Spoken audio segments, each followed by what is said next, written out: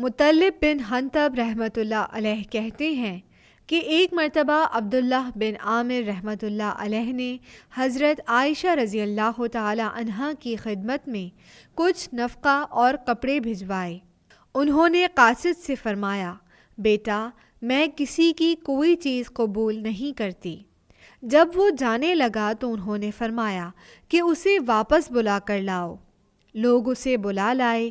حضرت عائشہ رضی اللہ تعالی عنہا نے فرمایا کہ مجھے ایک بات یاد آ گئی جو نبی صلی اللہ علیہ وآلہ وسلم نے مجھ سے فرمائی تھی کہ اے عائشہ، جو شخص تمہیں بن مانگے کوئی ہدیہ پیش کرے تو اسے قبول کر لیا کرو، کیونکہ وہ رزق ہے جو اللہ نے تمہارے پاس بھیجا ہے۔